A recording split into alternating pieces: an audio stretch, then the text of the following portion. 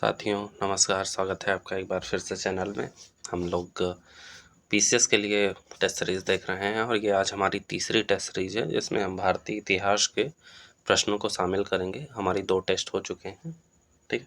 वो आपने नहीं देखा है तो जाके देख लीजिए चैनल पे, ठीक है। शुरुआत करेंगे आज तीसरे टेस्ट की। 150 प्रश्नों के टेस्ट हो रहे हैं, पीसीएस मंत्रा का टेस्ट है, ठीक है। तो चलिए शुरुआत करते हैं आज के टेस्ट को बिना देर किए हुए। हमारा पहला प्रश्न है, भारत में लघु पाषाण उपकरण सर्वप्रथम विंध्य क्षेत्र में किसके द्वारा खोजा गया, ठीक है। तो ये खोजा गया था सीएल कार्लाइल के द्वारा, ठीक है। लघु पाषाण पूछ रहा है, तो लघु पाषाण उपकरण सर्वप्रथम 1867 में विंध्य क्षेत्र में सीएल कार्लाइल द्वारा खोजे गए थे, ठीक है। और भारतीय भूवैज्ञानिक सर्वेक्षण के रॉबर्ट ब्रुसफुट ने 1863 को तमिलनाडु के पल्लावरम में लैटराइट निर्मित प्रथम पूर्व पाषाणकालीन उपकरण प्राप्त किया। इसलिए ब्रुस को भारतीय प्रागैतिहासिक का जनक माना जाता है। एक चीज़ और याद रखिएगा कि भारतीय पुरातत्व विभाग का जन्मदाता कनिंघम है, ठीक है। और डेनमार्क के विद्वान जे थॉमसन ने 1820 में मानव इतिहास को कोपेनहेगन संग्रहालय की सामग्री के आधार पर 3 वर्गों में विभाजित किया था, ठीक। तो ऑप्शन हमारा यहाँ पे ए सही है। अगर आपको लगता है कि मैं स्पीड मेरी स्लो है तो आप स्पीड बढ़ा के देख सकते हैं, ठीक है।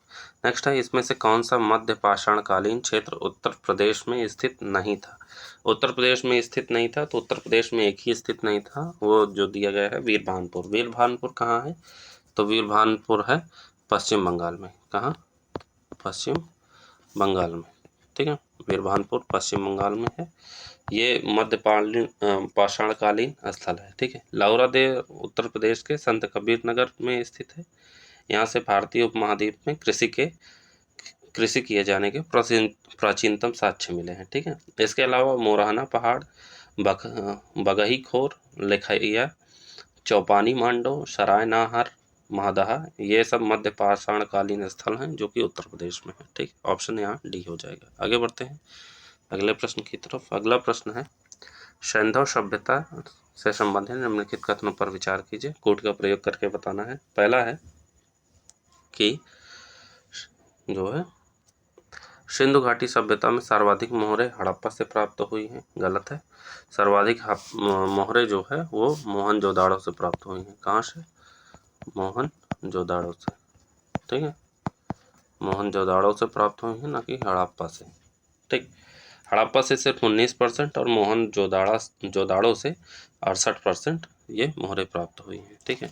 अगला है, मोहरों पर सर्वाधिक अंकन पीपल का, उसके बाद एक श्रृंगी पशु यूनिकॉर्न का है, ठीक है। तो दूसरा हमारा सही है, तो ऑप्शन यहाँ पे बी हो जाएगा, ठीक। और मोहरों पर गाय, घोड़ा और ऊंट का अंकन नहीं हुआ है, ये जरूर याद रखिएगा। अगला है, इनमें से कौन सा स्थान उत्तर हड़प्पा से संबंधित नहीं है, तो उत्तर हड़प्पा से संबंधित नहीं है धौलावीरा, ठीक है। क्यों, क्योंकि परिपक्व हड़प्पा काल के बाद एक नगर विहीन काल आया जिसे उत्तर हड़प्पा कहते हैं। इस काल में हड़प्पा क्षेत्र के लोगों का पूर्व एवं दक्षिण की ओर प्रव्रजन हुआ। इस उत्तर हड़प्पा संस्कृति को झूकर संस्कृति भी कहते हैं, जिसके केंद्र झूखर, चहुंडड़ो एवं आमरी थे। हरियाणा का भगवानपुरा, पूर्वी पंजाब का दहेरी एवं उत्तर प्रदेश का आलमगीरपुर, हुलास, बड़गांव, अम्बाखेड़ी, सनौली जो है उत्तर हड़प्पा स्थल है। सर्वाधिक उत्तर हड़प्पा स्थल गुजरात में स्थित है, ठीक है। तो ऑप्शन हमारा यहाँ पे डी हो जाएगा, जो कि उत्तर हड़प्पा से संबंधित नहीं है। आगे बढ़ते हैं। अगला है, निम्नलिखित में से किस स्थान से खोपड़ी की शल्य चिकित्सा सर्जरी के प्रमाण मिले हैं, ठीक है। खोपड़ी की शल्य चिकित्सा यानी खोपड़ी की सर्जरी हुई का प्रमाण मिला है, तो वो मिला है कालीबंगा से और लोथल से, दोनों से। तो ऑप्शन हमारा डी हो जाएगा, ठीक है। कौन सा ऑप्शन हो जाएगा, ऑप्शन डी सही हो जाएगा। आगे बढ़ते हैं। अगला है, निम्नलिखित में से कौन सा कथन असत्य है, ठीक है। पहला कथन है, पूषण ऋग वैदिक काल में पशुओं के देवता थे जो उत्तर वैदिक काल में शूद्रों के देवता हो गए, ये तो सही है। दूसरा है, ऋग वैदिक समाज में स्त्रियों को राजनीति में भाग लेने तथा संपत्ति संबंधी अधिकार प्राप्त थे। दूसरा गलत है, क्योंकि ये अधिकार प्राप्त नहीं थे, ठीक है, प्राप्त नहीं थे। तीसरा है, ऋग्वेद के 10वें मंडल के पुरुष सूक्त में 4 वर्णों की उत्पत्ति का वर्णन मिलता है, बिल्कुल सही है। और चित्रित धूसर मृतभांड उत्तर वैदिक काल की विशेषताएं थी, यह भी सही है। ठीक है, तो ऑप्शन बी हमारा यहाँ पे सही नहीं है। आगे बढ़ते हैं। अगला प्रश्न है, निम्नलिखित में से कौन सा कथन असत्य है? असत्य कथन पूछा है। पहला है, उपनिषद भारतीय दर्शन के प्रमुख जो है स्रोत हैं, सही है ये। सत्यमेव जयते बृहदारण्यक उपनिषद से उद्धृत है कि गलत है? बृहदारण्यक से नहीं बल्कि मुंडकोपनिषद से लिया गया है, जानते ही हैं। ठीक है, सत्यमेव जयते कहाँ से लिया गया है? मुंडकोपनिषद से। तो बी हमारा गलत है। वेदांग की कुल संख्या 6 है, सही है। और महाभारत का प्राचीनतम नाम जय संहिता था, यह भी सही है। ठीक, तो ऑप्शन बी हमारा यहाँ सही नहीं है। अगला है, निम्नलिखित में से कौन सुमेलित नहीं है पूछा है। पहला है, वैष्णव संप्रदाय रामानुज संबंधित थे। ब्रह्म संप्रदाय से विष्णु स्वामी संबंधित नहीं थे। ब्रह्म संप्रदाय का जो प्रतिपादन वो आचार्य माधव ने किया था। किसने किया था? आचार्य माधव ने। ठीक है, आचार्य माधव ने। रुद्र संप्रदाय वल्लभाचार्य, शनक संप्रदाय निम्बार्क। ठीक है, तो ऑप्शन बी हमारा यहाँ सही नहीं। अगला है, आगम किस धार्मिक संप्रदाय से संबंधित है? तो आगम जो है जैन साहित्य, जैन धर्म में जो है जैन साहित्य को आगम कहा जाता है। जैन आगमों में 12 अंग, 12 उपांग और 10 प्रकीर्ण और 6 चंद्र सूत्र शामिल हैं। ठीक है, तो ऑप्शन बी हो जाएगा। आगे बढ़ते हैं। अगला प्रश्न है, निम्न में से कौन सी जैन धर्म की विशेषताएं नहीं है? तो इसमें से जो है ऑप्शन बी जो है, जैन धर्म में वर्ण व्यवस्था की निंदा की गई है। नहीं, निंदा नहीं की गई है जैन धर्म में वर्ण व्यवस्था की, यही गलत है। ठीक है, जैन धर्म में देवताओं के अस्तित्व को स्वीकार किया गया है, सही है। जैन धर्म पुनर्जन्म एवं कर्मवाद पर विश्वास रखता है, यह भी सही है। जैन धर्म अहिंसा पर बल देता है, इसके तहत कृषि एवं युद्ध में भाग लेने पर प्रतिबंध लगाया गया है, यह भी सही है। ठीक है, अगला है, सर्वाधिक बुद्ध मूर्तियों का निर्माण किस शैली के अंतर्गत हुआ है? तो वो हुआ है गांधार शैली के अंतर्गत। किसके अंतर्गत? गांधार शैली के अंतर्गत सर्वाधिक बुद्ध मूर्तियों का निर्माण किया गया है, जबकि प्रथम बुद्ध मूर्ति जो है वो मथुरा कला के अंतर्गत बनी है। ठीक है, तो ऑप्शन हमारा बी हो जाएगा। अगला है, पांचरात्र किस धर्म से संबंधित है? तो पांचरात्र जो है वैष्णव धर्म से संबंधित है। ठीक है, नारद के अनुसार पांचरात्र में परम तत्व, मुक्ति, युक्ति, योग और विषय जैसे 5 पदार्थ हैं, इसलिए यह 5 रात्र कहा गया। 5 रात्र के मुख्य उपासक नारायण विष्णु थे। ठीक, आगे बढ़ते हैं। अगला प्रश्न है, निम्न में से कौन सा कथन असत्य है? असत्य कथन जानना है। पहला है, भगवती बौद्ध ग्रंथ भगवती सूत्र में 12 महाजनपदों की सूची मिलती है, गलत है। 12 नहीं बल्कि 16 महाजनपद। ठीक है, कितने? 16 महाजनपद। ठीक है, बुद्ध के समय या बुद्ध के जन्म से पूर्व 16 महाजनपदों का जन्म हो चुका था। इसका उल्लेख हमें बौद्ध ग्रंथ के अंगुत्तर निकाय में मिलता है। ठीक, तो ऑप्शन हमारा यहाँ पे ए गलत है, बाकी सारे सही हैं। बुद्ध के समय या जन्म से पूर्व 16 महाजनपदों का जन्म हो चुका था, सही है। महाजनपद सूरसेन उत्तर प्रदेश में था, ये सही है। अस्मक महाजनपद गोदावरी नदी के किनारे था, ये भी सही है। ठीक है, 16 महाजनपदों को एक बार जरूर देख के जाइएगा, क्योंकि इससे सवाल पूछा जाता है। ठीक, आगे बढ़ते हैं। अगला प्रश्न है, सिकंदर द्वारा उत्तर पश्चिमी भारत में कौन सा नगर स्थापित किए गए? उत्तर पश्चिमी भारत में कौन सा नगर स्थापित किए गए? तो ये नगर थे जो है निकैया और साथ साथ बुकाफेला। ठीक है, निकैया और बुकाफेला नगरों की स्थापना की गई। तो ऑप्शन हमारा यहाँ डी हो जाएगा। अगला है, निम्नलिखित में से कहाँ अशोक बौद्ध धर्म के प्रचार के लिए स्वयं गया था? तो बौद्ध धर्म के लिए प्रचार के लिए स्वयं गया था नेपाल। ठीक है, नेपाल गया था। अशोक अपनी पुत्री चारमती के साथ नेपाल बौद्ध धर्म के प्रचार करने के लिए गया था, जबकि श्रीलंका में महेंद्र व संघमित्रा गए थे। यमन में महारक्षित गए थे। महाराष्ट्र में महाधर्मरक्षित को भेजा था। ठीक है, तो ऑप्शन हमारा यहाँ पे सी हो जाएगा। आगे बढ़ते हैं अगले प्रश्न की तरफ। अगला प्रश्न है, प्राचीन भारत के आर्थिक प्रणाली से संबंधित निम्नलिखित युग्म में कौन सा सुमेलित नहीं है? एक तरफ शब्दावली दिया गया है, एक तरफ विवरण दिया गया है। ठीक है, कौन सा सुमेलित नहीं है पूछा है। पहला है, हिरण्य होता था मौर्य काल में लिया जाने वाला नगद कर। दिनार होता था गुप्तकालीन स्वर्ण मुद्रा। उद्रंग गुप्तकालीन सिंचाई नहीं होती थी, बल्कि गुप्तकाल में लिया जाने वाला एक भूमि कर था। सिंचाई कर नहीं, बल्कि भूमि कर। ठीक। और माशक होता था मौर्यकालीन तांबे का सिक्का। तो हमारा ऑप्शन बी सुमेलित नहीं है। आगे बढ़ते हैं अगले प्रश्न की तरफ। अगला प्रश्न है, चंद्रगुप्त को युद्ध के पश्चात सेल्यूकस से मिले 4 प्रांतों में से कौन सा उनकी स्थिति के अनुसार सुमेलित नहीं है? तो सेल्यूकस में ये जो है कौन सा ऑप्शन सही नहीं हो जाएगा? एरिया पेशावर नहीं होता था, बल्कि जो है एरिया क्या होता था कि जो है हेरात अफगानिस्तान का जो है एक प्रांत था। यह खोरसन क्षेत्र का हिस्सा है। यह जिस प्रांत की राजधानी थी उसे ग्रीक लोग एरिया कहते थे। यह एरिया हिंदू कुश के ठीक पूर्व में है और सामरिक दृष्टि से अन्य महत्वपूर्ण है। उत्तर पश्चिम में इसे भारतवर्ष की प्राकृतिक सीमा माना जाता है। ईसवी पूर्व 6ठी शताब्दी में सेल्यूकस ने 4 प्रदेशों के साथ यह प्रदेश चंद्रगुप्त मौर्य को दे दिया गया था।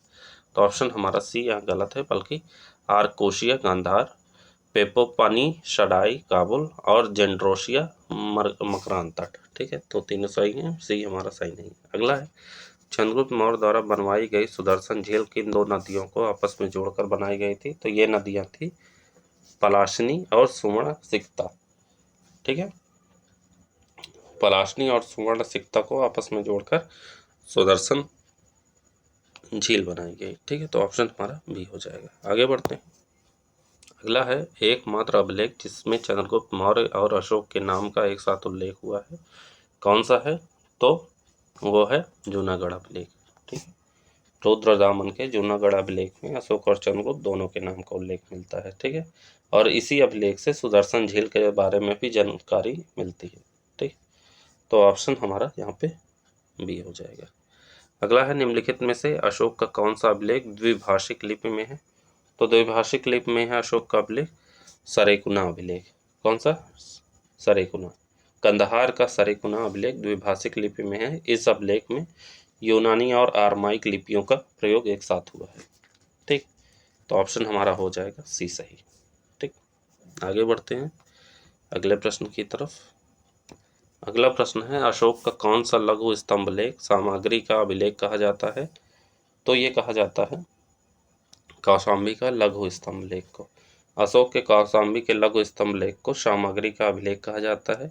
इस अभिलेख में अशोक की रानी करुआकी का नाम मिलता है। अभिलेख में करुआकी को राजकुमार तीवर की मां बताया गया है।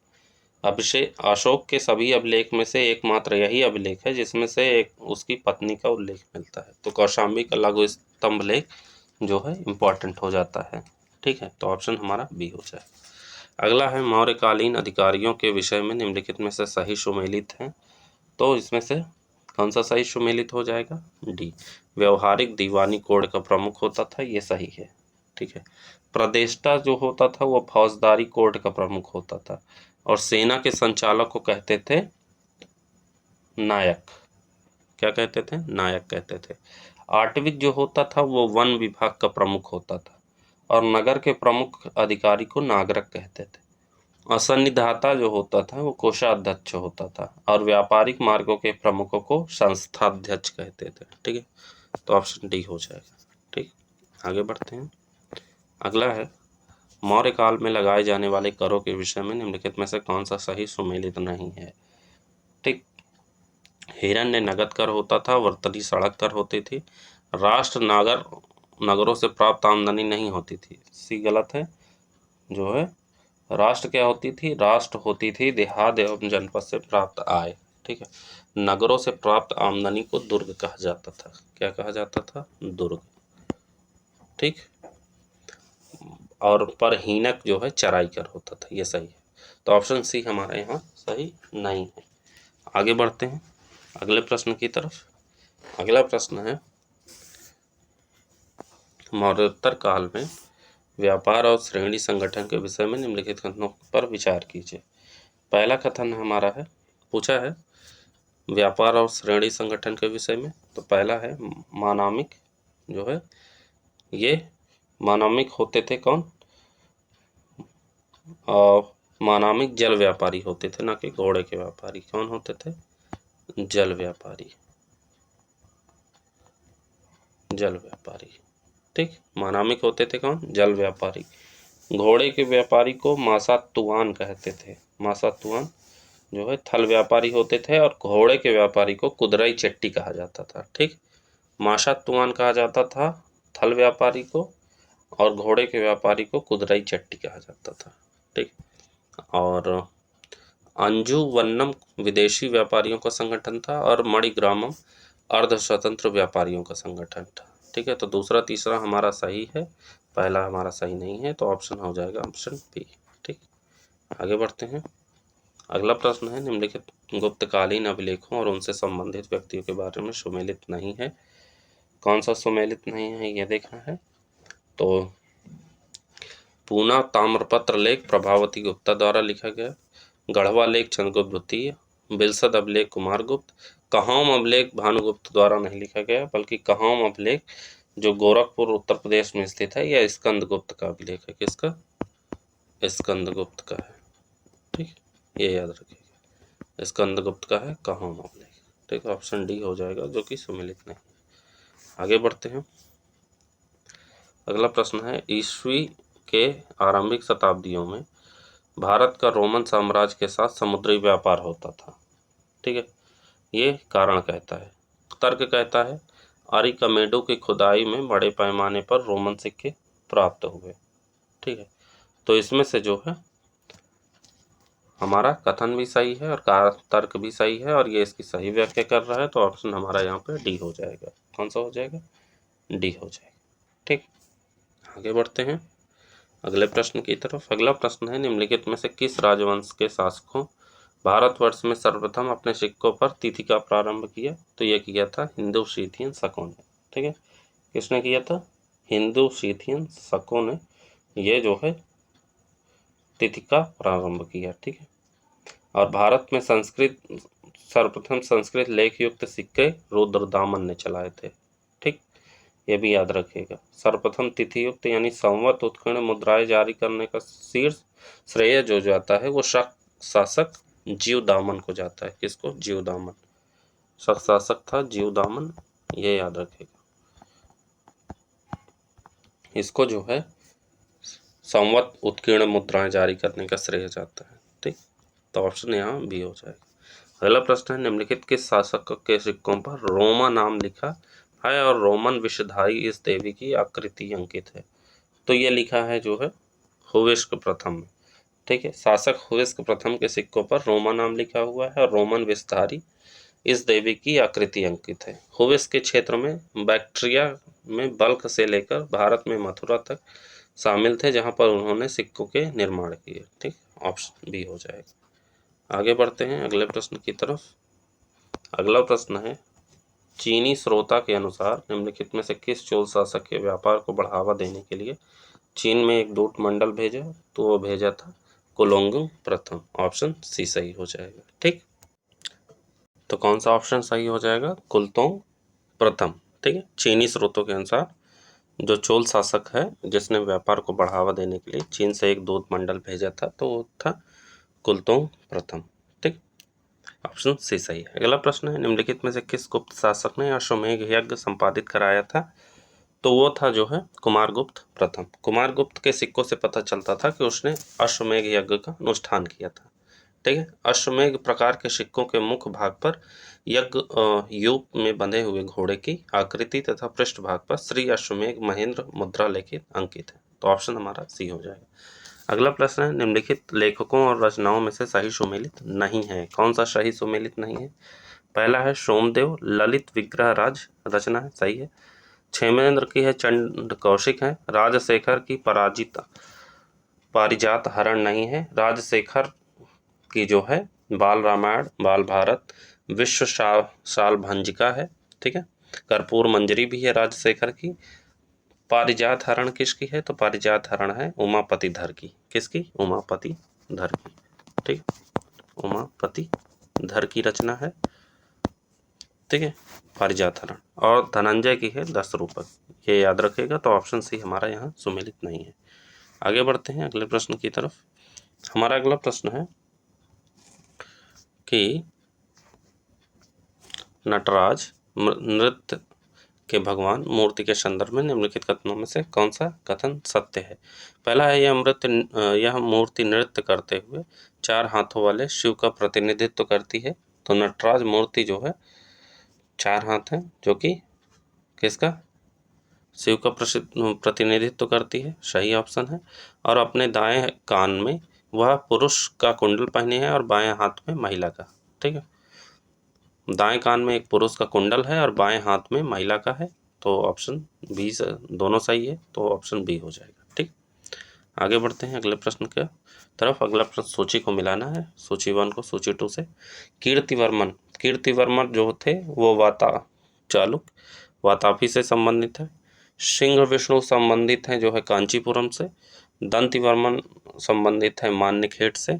और विजयाचल संबंधित है तंजौर से। तो ऑप्शन हमारा जो है सही हो जाएगा, ऑप्शन डी। ठीक है, आगे बढ़ते हैं अगले प्रश्न की तरफ। अगला प्रश्न है, भारत की यात्रा करने वाले विदेशी यात्रियों का सही कालक्रम क्या है। तो इनका सही कालक्रम हो जाएगा, पहले मेघस्थनी जाता है, फिर फ्यायान आता है, फिर हेवनसांग आता है, फिर लास्ट में अलबरूनी आता है। ऑप्शन हमारा ए सही हो जाएगा। ठीक, आगे बढ़ते हैं। अगला प्रश्न है, मथुरा कला शैली में मूलतः किस प्रकार के पत्थरों का प्रयोग होता था। तो उसमें प्रयोग होता था लाल बलुआ पत्थर। ठीक है, कई बार पढ़े होंगे, इस शैली में लाल बलुआ पत्थर का प्रयोग हुआ है और इस शैली का जन्म कनिष्क के समय हुआ है। ठीक है, इसमें बौद्ध, हिंदू एवं जैन धर्मों से संबंधित मूर्तियों का निर्माण किया गया है। तो ऑप्शन हमारा यहाँ बी हो जाएगा। आगे बढ़ते हैं। अगला प्रश्न है, निम्नलिखित में से सही सुमेलित नहीं है। एक तरफ शासक दिए गए हैं, एक तरफ उपाधि दी गई है। ठीक है, सातकर्णी प्रथम की उपाधि जो है पथपति थी, सही है। गौतमीपुत्र सातकर्णी की जो है उपाधि जो है आंध्र शासक नहीं है, दूसरा हमारा गलत है। क्यों, क्योंकि आंध्र का स्वामी उपाधि वशिष्ठी पुत्र पुलमावी की है। किसकी, पुलमावी, ये वशिष्ठी पुत्र हैं। ठीक है, और इनकी एक अन्य उपाधि थी दक्षिणा पथेश्वर। गौतमीपुत्र सातकर्णी की जो उपाधियां थी उसमें अद्वितीय ब्राह्मण, पर्वतों के स्वामी, वर्ण व्यवस्था का रक्षक और शको यवनों पहलवों का जो है विनाशक कहा गया है। ठीक है, स्कंदगुप्त की जो उपाधि है वो क्रमादित्य है और नरसिंह बालादित्य की है परम भागवत। ठीक है, तो ऑप्शन बी हमारा यहाँ सही नहीं है। आगे बढ़ते हैं अगले प्रश्न की तरफ। अगला प्रश्न है, निम्नलिखित कथनों पर विचार कीजिए। कौन सा बंदरगाह पूर्वी तट पर स्थित था, ये पूछा गया है। पूर्वी तट पर स्थित बंदरगाह थे सेरिया के साथ साथ घंटसाल। ठीक है, ऑप्शन डी हो जाएगा। ये जो है पूर्वी तट पर स्थित बंदरगाह थे। पश्चिमी तट पर स्थित बंदरगाह थे बारबेरिकम, भड़ाव, सोपारा, कल्याण, पटाला। ठीक है, और पूर्वी तट पर जो और बंदरगाह थे उसमें जो है घंटसाल थे, कोददुर थे, करमबिया थे, गंभीर थे और सेरिया थे। ठीक है, तो ऑप्शन हमारा यहाँ डी हो जाएगा। आगे बढ़ते हैं अगले प्रश्न की तरफ। अगला प्रश्न है, समुद्रगुप्त के संबंध में निम्नलिखित कथनों में कौन सा सत्य है। हाँ, कौन सा कथन सत्य है। पहला कहता है कुसे लिच्छवी का दौहित्र कहा जाता है, बिल्कुल सही है। उसकी दक्षिणापथ नीति ग्रहण मोक्षानुग्रह थी, ये भी सही है। प्रयाग प्रशस्त लेख में उसके द्वारा कराए गए अश्वमेध का वर्णन मिलता है, तीसरा हमारा गलत है। उसकी उपाधि पृथ्व्याम प्रतिरथ थी, ये सही है। ऑप्शन हमारा बी हो जाएगा।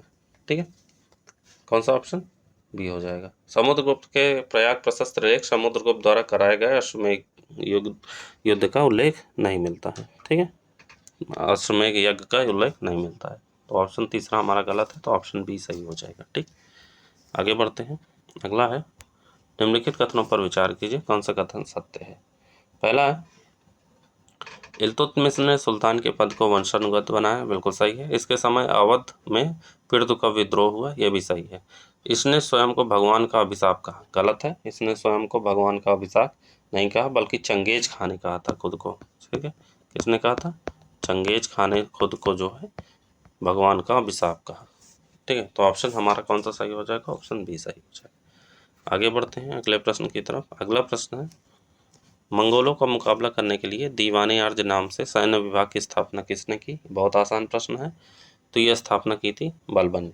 ठीक है, बलबन ने जो है दीवाने अर्ज की स्थापना की बलबन ने सुल्तान की प्रतिष्ठा को स्थापित करने के लिए रक्त और लौ की नीति अपनाई। बलबन के शासन की सफलता का श्रेय उसके गुप्तचर विभाग को जानता है। उसने सामंतों की गतिविधियों पर निगरानी रखने के लिए गुप्तचर विभाग की स्थापना की। उसने चालीसा दमन दल का दमन किया। जो सैनिक सेवा योग्य नहीं थे उन्हें पेंशन देकर सेवा मुक्त कर दिया। ठीक है, तो ऑप्शन सी सही है। अगला प्रश्न है, दिल्ली सल्तनत के किस शासक के समक्ष तेलंगाना के शासक प्रताप रुद्रदेव ने अपनी एक सोने की मूर्ति बनवाकर उसके गले में सोने की जंजीर डालकर आत्मसमर्पण हेतु भेजी? तो वो थे जो है अलाउद्दीन खिलजी। ठीक है, अलाउद्दीन खिलजी के समय दक्षिण में सबसे पहला आक्रमण तेलंगाना पर किया गया। वहाँ का शासक प्रताप रुद्रदेव था, द्वितीय था। उसने जो है अब सोने की मूर्ति बनवाकर उसे जंजीरों में बांधकर आत्मसमर्पण हेतु अलाउद्दीन खिलजी के पास मलिक काफूर के माध्यम से भेजा तथा वह कोहिनूर हीरा भी दिया। अलाउद्दीन खिलजी 1296 में अपने चाचा जलालुद्दीन खिलजी की हत्या कर सल्तनत की गद्दी पर बैठा। ठीक है, तो ऑप्शन हमारा यहाँ पे बी हो जाएगा। आगे बढ़ते हैं अगले प्रश्न की तरफ। अगला प्रश्न है हमारा, गयासुद्दीन तुगलक ने तेलंगाना का नाम परिवर्तित करके क्या रखा? तो उसका नाम परिवर्तित करके सुल्तानपुर रखा। क्या रखा? सुल्तानपुर। गयासुद्दीन तुगलक ने मोहम्मद बिन तुगलक यानी जौना खां को दक्षिण भारत में सल्तनत के प्रभुत्व की स्थापना के लिए भेजा। ठीक है, इसने वारंगल के काकतीय और मदुरा के पांड्य को विजित कर सुल्तान में मिला लिया और तेलंगाना को विजित कर उसका नाम सुल्तानपुर रखा। ठीक है, तो ऑप्शन हमारा डी हो जाएगा। अगला है, मोहम्मद शाह ने किसे खाने खाना की उपाधि दी थी? तो खाने खाना की उपाधि दी थी बहलोल लोदी को। किसको? बहलोल लोदी को। कौन सा ऑप्शन हमारा सही है? ऑप्शन बी सही है। आगे बढ़ते हैं अगले प्रश्न की तरफ। अगला प्रश्न है, सिकंदर लोदी यानी गुलरुखी उपनाम से किस भाषा में कविताएं लिखता था? तो ये लिखता था फारसी भाषा में। किस में? फारसी भाषा में कविताएं लिखता था। सिकंदर लोदी बहलोल लोदी का उत्तराधिकारी था। 1504 में इसने राजस्थान के व्यापारिक मार्गों पर नियंत्रण स्थापित करने के लिए आगरा नगर की स्थापना की तथा बादलगढ़ के किले का निर्माण करवाया और 1506 में आगरा को राजधानी बनाया। ठीक है, तो ऑप्शन हमारा सी सही है। अगला है, सल्तनत काल में दीवाने इस्तिहाक क्या था? तो दीवाने इस्तिहाक था पेंशन विभाग। ठीक है, सल्तनत काल में दीवान इस्तिहाक एक पेंशन विभाग था जो फिरोज तुगलक द्वारा स्थापित किया गया था। इसका कार्य था अवकाश प्राप्त कर्मचारियों को वजीफा देना और सैन्य अभियानों में मृत सैनिकों के आश्रितों की मदद करना। ठीक है, और फिरोज तुगलक द्वारा दीवान खैरात दान का विभाग था, यह भी याद रखिएगा। ठीक, तो ऑप्शन हमारा ए सही है। अगला है, सल्तनत काल में शाही अंगरक्षक क्या कहलाते थे? तो शाही अंगरक्षकों को खास खेल कहा जाता था। क्या कहा जाता था? खास खेल। ठीक है, बलाहार साधारण किसान थे, जो ऑप्शन भी दिए गए हैं। बलाहार जो थे वो साधारण किसान थे।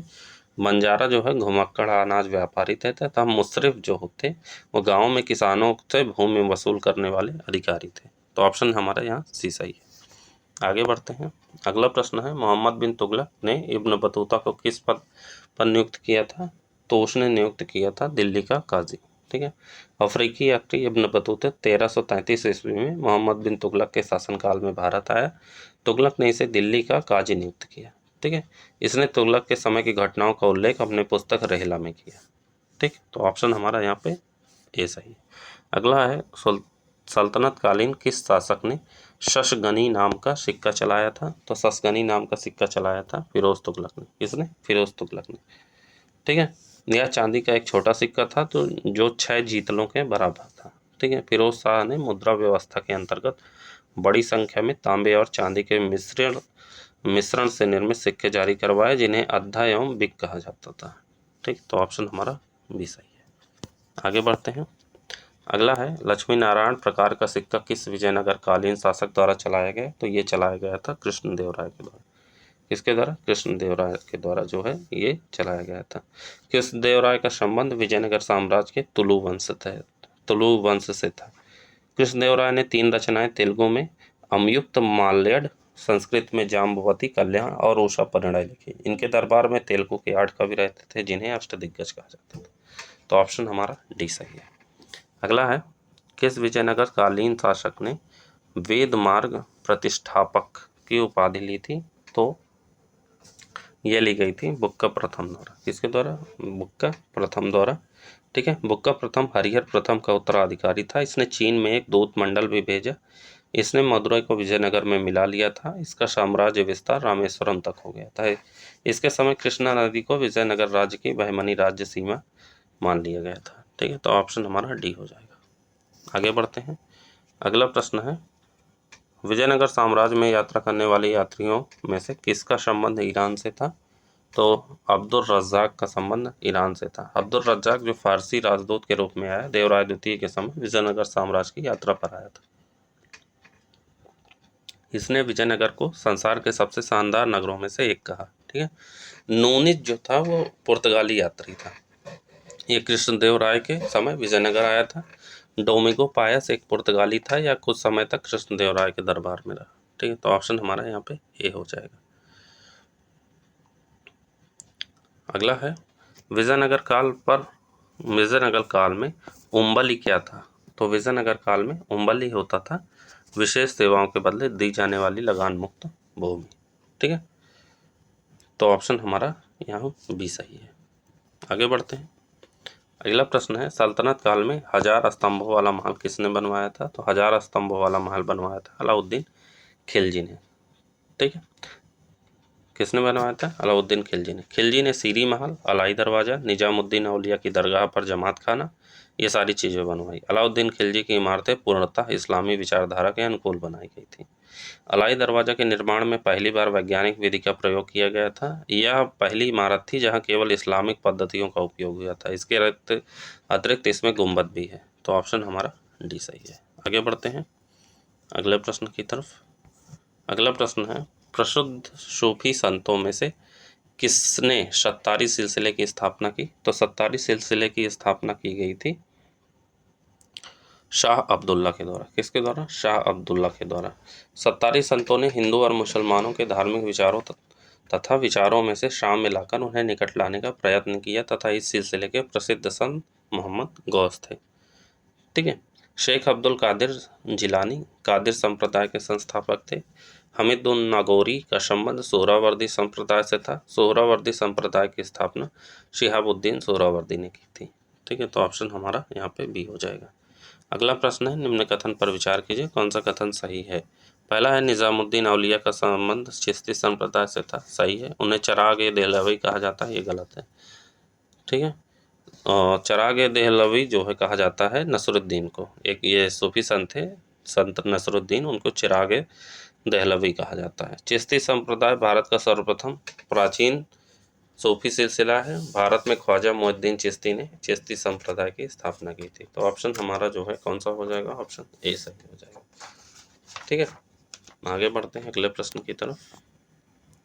अगला प्रश्न है, प्रसिद्ध भक्ति संत कबीर के बारे में कौन सा कथन असत्य है? असत्य पूछा है। पहला है, ये अकबर के समकालीन थे, यही असत्य है।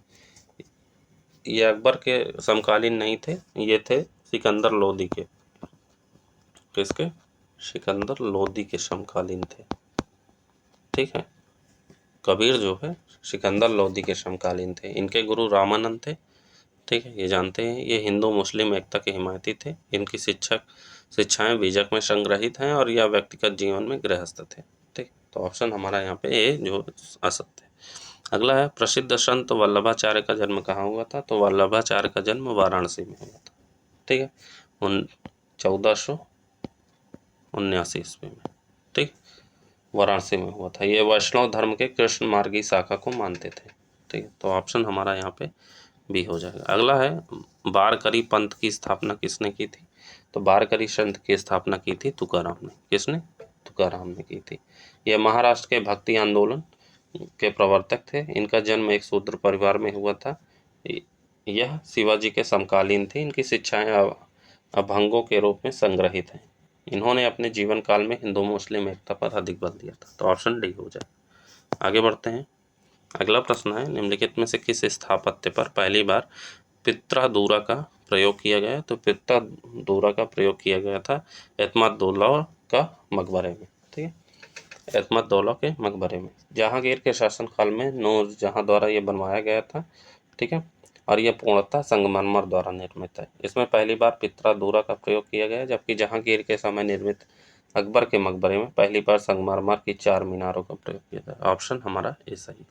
अगला है औरंगजेब की मृत्यु के समय मराठा साम्राज्य किसके हाथों में था? तो मराठा साम्राज्य था ताराबाई के हाथों में। किसके? ताराबाई। औरंगजेब की मृत्यु जो है 1707 में हुई थी। ठीक है। उस समय मराठा साम्राज्य की बागडोर ताराबाई के हाथों में थी। ताराबाई मराठा राजवंश की सर्वाधिक योग्य महिला थी। राजा राम की मृत्यु के बाद उसकी विधवा ताराबाई ने अपने 4 वर्षीय पुत्र शिवाजी द्वितीय के नाम से मराठा राज सिंहासन पर बिठाया और स्वयं उसकी प्रति शासक बन गई। ठीक है, तो ऑप्शन हमारा यहाँ बी हो जाएगा। आगे बढ़ते हैं अगले प्रश्न की तरफ। अगला प्रश्न है, निम्नलिखित में से किसने अपने अमीरों के अहले दौलत, अहले सादात और अहले मुराद में विभाजित किया? ठीक, तो किसने किया था? तो ये किया था हुमायूं ने। ठीक है, हुमायूं ने अपने अमीरों एवं सरदारों को अहले दौलत यानी राज परिवार के सदस्य एवं सैनिक अधिकारी, अहले सादात यानी शेख, काजी, दार्शनिक लोग और अहले मुराद यानी संगीतक लोग, 3 श्रेणियों में इसको विभाजित किया था। ठीक है, 1533 ईस्वी में हुमायूं ने दिल्ली में नाह नगर बसाया था। हुमायूं ने इसमें शेरे मंडल नामक एक पुस्तकालय बनवाया था। मीना बरजाद अर्थात नौकाओं पर बाजार सर्वप्रथम हुमायूं ने प्रारंभ किया था। तो ऑप्शन हमारा सी हो जाएगा। अगला प्रश्न है, शेर शाह के शासन के समय निम्नलिखित में से कौन सा विभागाध्यक्ष राज्य की आय और व्यय की देखभाल करता था? तो यह था दीवाने रसातल। दीवाने रसातल। ठीक है, शेर शाह ने 4 विभागों की स्थापना की थी, दीवाने वजारत, दीवाने आरिज, दीवाने हिंसा और दीवाने रसातल। ठीक है, तो ऑप्शन हमारा यहाँ पे ए सही हो जाएगा। आगे बढ़ते हैं अगला प्रश्न है, भूमि राजस्व व्यवस्था के अंतर्गत किसानों को काबूलियत एवं पट्टा देने की प्रणाली किसने प्रारंभ की थी? तो ये प्रणाली शेर शाह द्वारा शुरू की गई थी। ठीक है, किसके द्वारा? शेर शाह। यह राज्य एवं किसान के बीच एक समझौता था। राज्य की तरफ से कृषक को पट्टा दिया जाता था, जिसमें कृषक का नाम, खेत का विवरण और भू राजस्व की राज्य का उल्लेख होता था। बदले में किसान राज्य को कबूलियत प्रदान करता था। ठीक है, तो ऑप्शन हमारा यहाँ बी हो जाएगा। अगला प्रश्न, निम्नलिखित में से किस इतिहासकार ने अकबर को इस्लाम का शत्रु कहा था? तो अकबर को इस्लाम का शत्रु किसने कहा था? तो ये कहा था बदायूनी ने। बदायूनी ने अब्दुल कादिर बदायूनी का जन्म 1540 ईस्वी में टोडा भीम राजस्थान में हुआ था। अकबर का घोर आलोचक था। उसने अकबर को इस्लाम का शत्रु बताया है। उसके अनुसार अकबर की हर नीति इस्लाम के खिलाफ साजिश थी। उसके पुस्तक मुंतखब उल तवारीख को अकबर के काल में छुपा कर रखी गई थी, अतः यह जहांगीर के समय प्रकाशित हुई। उसने अकबर के इस्लाम विरोधी कार्यों की एक लंबी सूची तैयार की थी। वह कहता था कि अकबर ने मस्जिदों को अब अस्तबल बना दिया, विरोधी मुल्लाओं को कंधार भेजा जहां घोड़े से उनकी बदली की गई। ठीक है, तो ऑप्शन हमारा डी सही है। अगला है, निम्नलिखित कथनों पर विचार कीजिए, कौन सा कथन सत्य है? पहला है कि लीलावती गणित का अनुवाद किसने किया था? पंचतंत्र का अनुवाद अबुल फजील ने किया था। भगवत गीता का अनुवाद दारा शिकोह ने किया था। तो लीलावती का अनुवाद अकबर के काल में किया गया था। ये यहाँ किसने जो लिखा है, यहाँ हो जाएगा अकबर के काल में। अकबर के काल में, ठीक है, मिसप्रिंट है, अकबर में के काल में किया गया था। ठीक है, और पंचतंत्र का अनुवाद अबुल फजल के काल में। ठीक है, और उसके बाद भगवत गीता का अनुवाद दारा शिकोह। तीनों सही हैं, तो ऑप्शन डी हो जाएगा। ठीक, आगे बढ़ते हैं अगला प्रश्न की तरफ। अगला प्रश्न है, निम्नलिखित में से कौन सा विदेशी यात्री जहांगीर के काल से संबंधित नहीं था? तो जहांगीर के काल से पीटर मुंडी संबंधित नहीं था, क्योंकि पीटर मुंडी एक इटली यात्री था। ये जो है शाहजहां के शासनकाल में आया था। किसके? शाहजहां के। ठीक है, पीटर मुंडी आया था शाहजहां के काल में, जबकि टॉमस रो, विलियम फिंच और फ्रांसिस्को पेल्सार्ट जो है ये जहांगीर के शासनकाल में आए थे। ठीक है, तो ऑप्शन हमारा यहाँ ए हो जाएगा। अगले प्रश्न की तरफ पढ़ते हैं। अगला है, जब्ती व्यवस्था के अंतर्गत सर्वाधिक उपजाऊ भूमि किस रूप में वर्गीकृत की गई थी?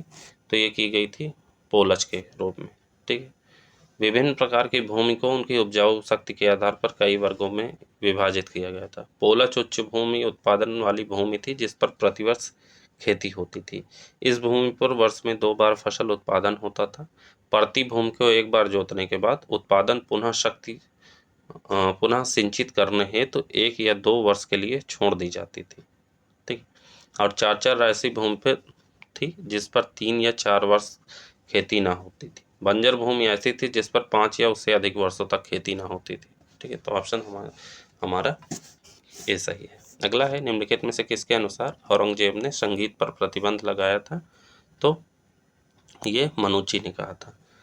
अकबर स्वयं संगीत का प्रेमी था, वह वीणा वादन में निपुण था, परंतु औरंगजेब के शासनकाल के 11वें वर्ष दरबार में गायन पर प्रतिबंध लगा दिया गया। सरकारी संगीतकारों की छुट्टी कर दी गई। मनुची के अनुसार दरबार में संगीत का निषेध होते हुए भी औरंगजेब बेगम एवं शहजादियों के लिए महल में संगीत एवं नृत्य होने देता था तथा इस आयोजन के लिए वह गायिकाओं और नर्तकियों की नियुक्ति करता था।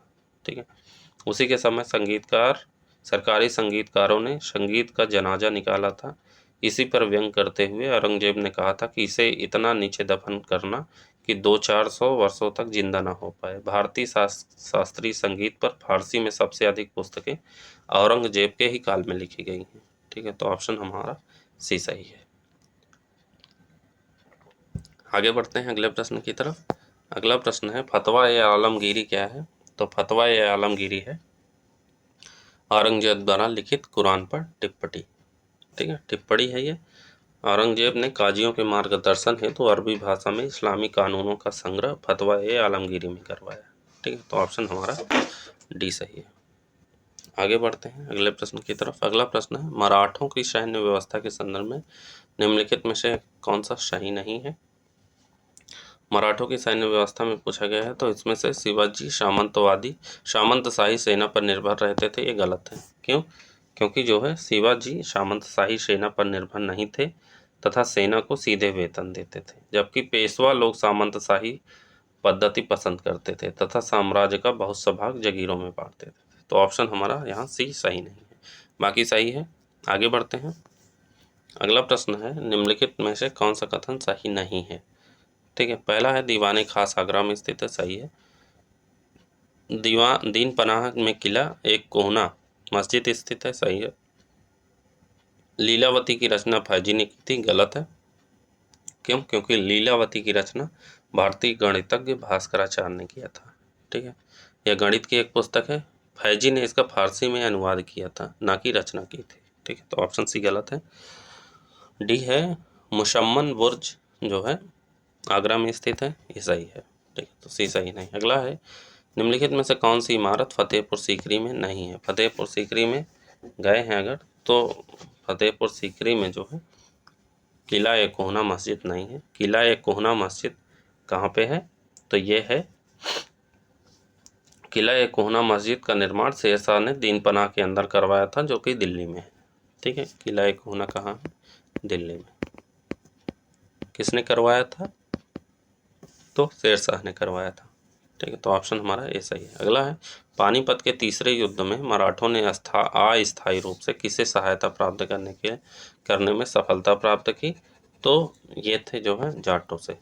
ठीक है, मराठों ने 12 अप्रैल 1752 को संधि के द्वारा मुगल बादशाह की सुरक्षा का दायित्व स्वीकार कर लिया था। अतः दिल्ली दरबार के सामंत राजपूत रोहेलों एवं पठानों के प्रति मराठा नीति सोच समझकर निर्धारित की जानी चाहिए थी, परंतु ऐसा मराठों द्वारा नहीं किया जा सका। राजपूत रोहेलों पठान सभी मराठों के शत्रु बन गए। वे ले देकर भरतपुर का जाट राजपूत सूरजमल ही मराठों के साथ इस विपदा की घड़ी में साथ आया था, परंतु सदाशिव राव भाऊ के किसी बात पर नाराज होकर युद्ध के पूर्व उसने भी मराठों का साथ छोड़ दिया था।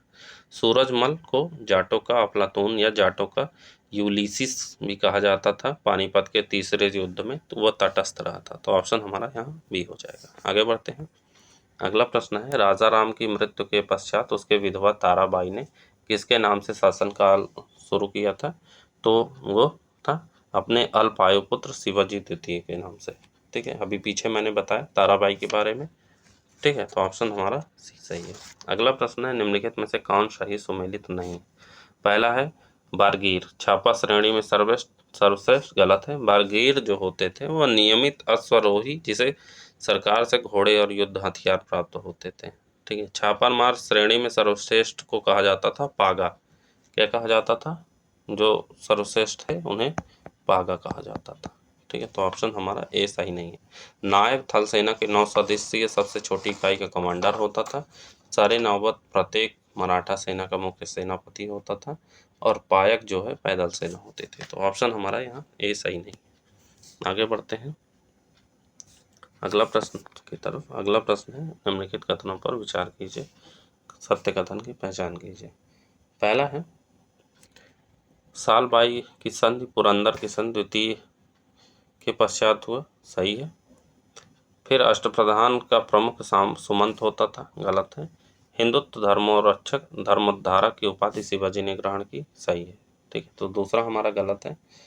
तो सालबाई की संधि 1782 में पेशवा माधवराव नारायण राव और अंग्रेजों के बीच तथा पुरंदर की संधि द्वितीय 1776 में पेशवा माधवराव नारायण राव और अंग्रेजों के मध्य हुई थी। ठीक है, तो पहला हमारा सही है। दूसरा है, अष्टप्रधान का प्रमुख सुमंत नहीं बल्कि पेशवा होता था, जिसका स्थान राजा के बाद होता था। ठीक, और सुमंत विदेश मंत्री होता था। ठीक है, तो ऑप्शन हमारा यहाँ पे सी हो जाएगा, सी सही है। ठीक, आगे बढ़ते हैं अगले प्रश्न की तरफ। सूची को मिलाना है। कुछ आयोग समितियां दी गई हैं और वर्ष पूछा है। हंटर शिक्षा आयोग की स्थापना 1882 से 83 में होता है। ठीक है, 1882-83 में। सैंडलर विश्वविद्यालय आयोग 1917 से 19 में। ठीक है। हार्टोग आयोग या हार्टोग समिति जो है 1929 में। फिर सार्जेंट योजना का जो है 1944 में गठन हुआ। ठीक है, तो ऑप्शन हमारा डी सही हो जाएगा। ठीक, आगे बढ़ते हैं अगले प्रश्न की तरफ। अगला प्रश्न है, पंचशाला बंदोबस्त की शुरुआत कब हुई थी? तो पंचशाला बंदोबस्त की शुरुआत हुई थी 1772 ईस्वी में। ठीक है, इसके अंतर्गत उच्चतम बोली लगाने वाले लगान वसूली का अधिकार दिया जाता था। इस बंदोबस्त के कारण ही मुख्यतः जमींदारी व्यवस्था को प्रोत्साहन मिला। ठीक है, तो ऑप्शन हमारा ए सही है। आगे बढ़ते हैं अगले प्रश्न की तरफ। अगला प्रश्न है, निम्नलिखित कथनों पर विचार कीजिए, सही विकल्प का चयन करना है। पहला है, स्थायी बंदोबस्त को पूर्वी बंगाल, असम, मुंबई में लागू किया गया। गलत है। मालवाड़ी व्यवस्था बंगाल, बिहार, वाराणसी में लागू हुई। यह भी गलत है। दोनों गलत है, तो ऑप्शन डी हो जाएगा। तो इसका सही क्या हो जाएगा कि स्थायी बंदोबस्त व्यवस्था जो है बंगाल, बिहार, उड़ीसा और उत्तरी कर्नाटक व उत्तर प्रदेश का वाराणसी क्षेत्र, ना कि ये बम्बई और असम जो दिया गया है वो गलत है। फिर उसके बाद है मालवाड़ी व्यवस्था। तो मालवाड़ी व्यवस्था का विस्तृत क्षेत्र जो है उत्तर प्रदेश, मध्य प्रांत व पंजाब था। ठीक है, तो दूसरा गलत है। और रैयतवाड़ी जो व्यवस्था थी वो जो है मद्रास, बम्बई, पूर्वी बंगाल, असम और कुर्ग में थी। ठीक है, तो ये याद रखिएगा, ऑप्शन हमारा डी हो जाएगा। अगले प्रश्न की तरफ बढ़िए। अगला प्रश्न है, बेसिन की संधि से संबंधित निम्न कथनों पर विचार कीजिए, कौन सा कथन सही है। पहला है, पेशवा ने अंग्रेजी संरक्षण स्वीकार कर भारतीय तथा अंग्रेजी पैदल सैनिकों को पूना में रखना स्वीकार कर लिया। सही है। निजाम ने चौथ प्राप्त करने के लिए अपने अधिकार को छोड़ दिया तथा गायकवाड़ के विरुद्ध युद्ध न करने का वचन दिया। दूसरा भी सही है, तो ऑप्शन हमारा डी सही हो जाएगा। दोनों सही है। ठीक, आगे बढ़ते हैं। अगला प्रश्न है, निम्न में से कौन सा युग्म सुमेलित नहीं है? बड़ौदा, गायकवाड़, ये सही है। नागपुर, भोसले, सही है। इंदौर, होलकर। पूना सिंधिया से संबंधित नहीं है। पूना पेशवा से संबंधित है। किससे? पेशवा से। पूना, ठीक है, पूना पेशवा से संबंधित है। सिंधिया संबंधित है ग्वालियर से। कहाँ से? ग्वालियर से। ठीक, ये याद रखिएगा। तो ऑप्शन हमारा यहाँ पे डी हो जाएगा, जो कि सुमेलित नहीं। अगला है, सुमेलित नहीं है प्रश्न पूछा है, रुड़की इंजीनियरिंग कॉलेज जो है वो की स्थापना किसने की थी? तो जेम टॉमसन ने की थी। जेम टॉमसन, ना कि चार्ल्स ग्रांट। पहला ही सुमेलित नहीं, जेम्स टॉमसन, ये थे जो है लेफ्टिनेंट गवर्नर थे उत्तर प्रदेश प्रांत के। 1847 में इन्होंने रुड़की इंजीनियरिंग कॉलेज की स्थापना की, जो कि भारत का प्रथम इंजीनियरिंग कॉलेज था। ये जरूर याद रखिएगा। तो इम्पॉर्टेंट भी है, यूपी का एग्जाम देने जा रहे हैं। एशियाटिक सोसाइटी की स्थापना विलियम जोन्स ने की थी, संस्कृत कॉलेज जोनाथन डंकन ने, और fort William college Lord Wellesley ने। ठीक है, तो ऑप्शन ए हमारा यहाँ सही नहीं है। आगे बढ़ते हैं, अगला प्रश्न देखते हैं। अगला प्रश्न है, निम्न कथनों पर विचार कीजिए, सही विकल्प का चयन करना। पहला है सैंडलर आयोग। तो सैंडलर आयोग में 2 भारतीय सदस्य सर आशुतोष मुखर्जी व जियाउद्दीन अहमद को शामिल किया गया था। सही है, ठीक है, पहला सही है। दूसरा है सर थॉमस रैले भारतीय विश्वविद्यालय अधिनियम से संबंधित है। ये भी सही है। हंटर शिक्षा आयोग ने 6 से 11 वर्ष तक के आयु वाले बच्चे के लिए निःशुल्क अनिवार्य शिक्षा की बात कही। तीसरा हमारा गलत है। क्यों जो है, क्योंकि हंटर शिक्षा आयोग ने प्राथमिक शिक्षा में सुधार व विकास पर जोर दिया, किंतु 6 से 11 वर्ष की आयु के बच्चों के लिए निःशुल्क एवं अनिवार्य शिक्षा की व्यवस्था का प्रावधान सार्जेंट आयोग, कौन सा आयोग, सार्जेंट आयोग द्वारा 1944 में किया गया। ठीक है, तो ऑप्शन हमारा यहाँ पे ए सही है, केवल पहला दूसरा। आगे बढ़ते हैं, अगला है सूची सुमेलित करना है। ठीक है, एक तरफ समाचार पत्र हैं, एक तरफ प्रकाशक और संपादक दिए गए हैं। ठीक है, दिग्दर्शन के जो है प्रकाशक रहे हैं जेसी मार्समैन, बम्बई दर्पण के प्रकाशक रहे हैं बाल शास्त्री। ठीक है, इंडिया के रहे हैं दादा भाई नौरोजी, और हिंदुस्तान स्टैंडर्ड के रहे हैं सचिदानंद सिन्हा। तो ऑप्शन हमारा यहाँ पे सी सही हो जाएगा। ठीक, आगे बढ़ते हैं। अगला प्रश्न है, बंगाल में द्वैध शासन से संबंधित निम्न में से कौन सा कथन असत्य है। द्वैध शासन के बारे में पूछा जा रहा है, तो इसमें से जो है सी हमारा असत्य है, क्योंकि ईस्ट इंडिया कंपनी ने बंगाल के नवाब को 10 लाख रुपए वार्षिक देना निश्चित नहीं किया, बल्कि 53 लाख रुपए, कितना, 53 लाख रुपए देना निश्चित किया। कितना, 53 लाख रुपए वार्षिक देना निश्चित किया। ठीक है, बाकी सारे सही हैं, तो ऑप्शन सी हमारा यहाँ पे सुमेलित नहीं। ठीक, आगे बढ़ते हैं अगले प्रश्न की तरफ। अगला प्रश्न है, निम्न में से किसका संबंध महालवाड़ी व्यवस्था से नहीं था। तो महालवाड़ी व्यवस्था का संबंध जेम्स ग्रांट से नहीं था।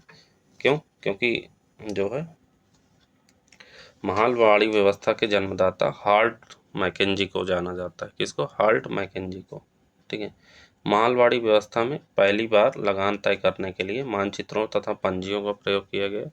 जेम्स ग्रांट का संबंध जो है स्थायी बंदोबस्त तथा या इस्तेमारी बंदोबस्त से था। तो ऑप्शन हमारा सी यहाँ सही नहीं है। अगला है सूची मिलाना है। ठीक है, सन पूछा गया है, अकबर द्वितीय 1806 से 1837। ठीक है, बहादुर शाह द्वितीय 1837 से 1857, शाहजहां द्वितीय 6 जून से 17 सितंबर 1719। ठीक है, और अली गौहर जो है 1759 से लेके 1806 तक। ठीक है, तो कौन सा ऑप्शन हमारा हो जाएगा, ऑप्शन बी हो जाएगा। कौन सा ऑप्शन, ऑप्शन बी हो जाएगा। आगे बढ़ते हैं अगले प्रश्न की तरफ। अगला प्रश्न है, बहादुर शाह प्रथम के संबंध में निम्न कथनों पर विचार कीजिए, कौन सा कथन सही है। पहला है कि इसके समय में जोसिया कैटेलार के नेतृत्व में एक उच्च प्रतिनिधि शिक्षा मंडल दरबार में आया। ठीक, उसके बाद जो है पहला सही है। दूसरा कहता है बहादुर शाह प्रथम की मृत्यु के बाद उसका पुत्र रफ़ी उर खान गद्दी पर बैठा। दूसरा गलत है। क्योंकि जो है बहादुर शाह जो है मुगल वंश में बहादुर शाह प्रथम सबसे अधिक उम्र राजगद्दी पर बैठने वाला सम्राट रहा। इसने मराठा छत्रसाल के साथ सामंजस्य स्थापित। इसके 4 पुत्र थे, जहादर शाह, अजीम उस शाह, रफ़ी उस शाह और जहान शाह। इस चारों में से उत्तराधिकार का युद्ध हुआ, जिसमें जहादर शाह विजयी रहा। फिर कौन गद्दी पर बैठा, जहादर शाह। ठीक है, तो ऑप्शन हमारा यहाँ पे ये सही हो जाएगा, केवल पहला। ठीक, आगे बढ़ते हैं। अगला प्रश्न है, ददनी प्रथा का संबंध था। बहुत इंपॉर्टेंट प्रश्न है। तो ददनी प्रथा का संबंध किससे था? तो इसका संबंध था जुलाहों से। ठीक है, जुलाहों पर अपने दबाव को प्रभावपूर्ण बनाने के लिए कंपनी ने पेशगी रुपए देने की प्रथा चलाई, जिसे ददनी प्रथा कहा जाता है। ददनी प्रथा के अनुसार कंपनी के कर्मचारी जुलाहों को पेशगी रुपए दे देते थे और बदले में एक शर्तनामा लिखवा ले लेते थे। वे एक निश्चित तिथि पर निश्चित मात्रा में और निश्चित मूल्य पर कपड़ा दे देंगे। ठीक है, तो हमारा ऑप्शन ए सही है। अगला प्रश्न, सूची को मिलाना समितियां हैं और पूछा है वर्ष। निकोलन समिति 1982, इस निकोलस समिति 1892, फिर उसके बाद अमीनी समिति 1778, उसके बाद हालैंड समिति 1916 और मैकलागन समिति 1915। तो निकोलन समिति ने जो है सहकारी संस्थाओं से संबंधित विषय की रिपोर्ट पेश की। अमीनी समिति ने भू राजस्व तथा अकाल से संबंधित विषय पर सिफारिश पेश की। हालैंड समिति ने सिफारिश उद्योग पर केंद्रित थी और मैगलन समिति का संबंध भी निकोलसन समिति की तरह सरकारी संस्थाओं से संबंधित मुद्दों पर थी। तो हमारा ऑप्शन कौन सा हो जाएगा? ऑप्शन सी हो जाएगा। ठीक, ऑप्शन सी हो जाएगा। आगे बढ़ते हैं अगले प्रश्न की तरफ। अगला प्रश्न है, अंग्रेजों व सिखों के मध्य हुए युद्धों में से कौन सा युग्म सुमेलित नहीं है? एक तरफ युद्ध का नाम है, एक तरफ वर्ष दिया गया है। ठीक है, पहला है सोबराव का युद्ध 10 फरवरी 1846, सही है। रामनगर का युद्ध 22 नवंबर 1848, सही है। चिलियावाला का युद्ध जो हुआ था वो 13 जनवरी 1849 को हुआ था, ना कि 10 दिसंबर 1838। 13 जनवरी 1849 में हुआ था। ठीक है, तो हमारा सी सही नहीं है। गुजरात का युद्ध 21 फरवरी 1849 में हुआ। ठीक, तो हमारा ऑप्शन सी यह सही है। अगला है, कौन सा युग्म बेमेल है? एक तरफ समाचार पत्र है, एक तरफ भाषा है। स्वराज जो है गुजराती भाषा में, नवभारत हिंदी में, कामरेड उर्दू में नहीं बल्कि कामरेड जो है छपता था अंग्रेजी में। किसमें? अंग्रेजी में। कामरेड अंग्रेजी में छपता था, ये याद रखिएगा। मौलाना मोहम्मद अली जिन्ना द्वारा ये समाचार पत्र जो है छपा गया, और केसरी जो है मराठी भाषा में। ठीक है, स्वराज जो है इसके प्रकाशक थे NP पारुलेकर, ठीक है, राम गोपाल महेश्वरी और केसरी के बाल गंगाधर तिलक। ठीक, तो ऑप्शन हमारा यहाँ पे हो जाएगा सी। ठीक, सी बेमेल है। आगे बढ़ते हैं। अगला प्रश्न है, निम्नलिखित में से कौन सा कथन असत्य है? असत्य पूछा गया है। पहला है, हैदर अली दक्कन में भारतीय शासकों में पहला व्यक्ति था जिसने अंग्रेजों को पराजित किया, सही है।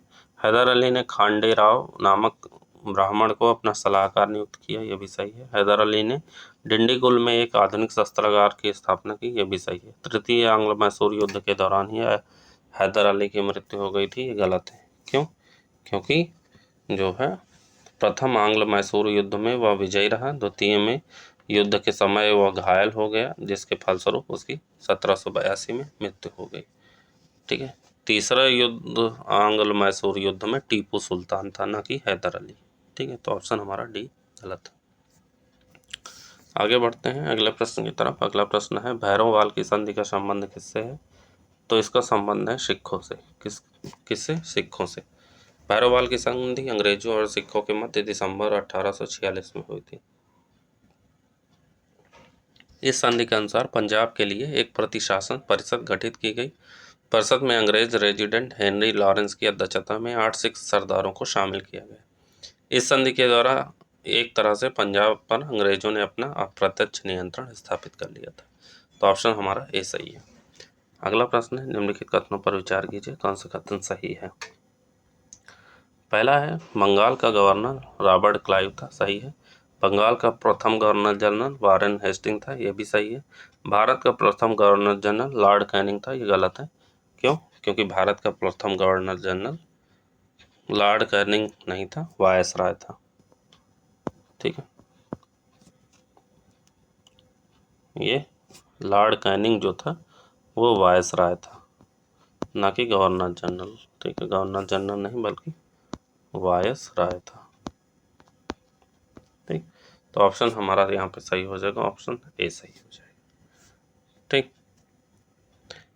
और भारत का प्रथम गवर्नर जनरल की बात करें तो लॉर्ड विलियम बेंटिक था। ठीक, आगे बढ़ते हैं अगले प्रश्न की तरफ। अगला प्रश्न है, निम्नलिखित में से किसके शासनकाल में कलकत्ता में एक सर्वोच्च न्यायालय की स्थापना की गई? तो ये की गई थी वारेन हेस्टिंग के समय। ठीक है, रेगुलेटिंग एक्ट 1773 के तहत भारत में एक सर्वोच्च न्यायालय की स्थापना का प्रावधान किया गया है। इसी प्रावधान के तहत वर्ष 1774 में वारेन हेस्टिंग के शासनकाल में कलकत्ता में एक सर्वोच्च न्यायालय की स्थापना की गई। इस न्यायालय के मुख्य न्यायाधीश एलिजा इम्पे को बनाया गया था। ठीक है, तो ऑप्शन हमारा बी सही है। अगला प्रश्न है, निम्नलिखित कथनों पर विचार कीजिए, कौन सा कथन सही है?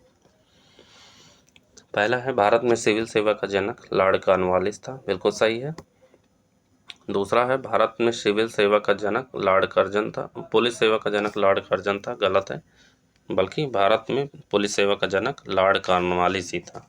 ठीक है। तीसरा है, भारत में स्थानीय स्वशासन का जनक लॉर्ड रिपन था। ये सही है, तो ऑप्शन हमारा सी सही हो जाएगा।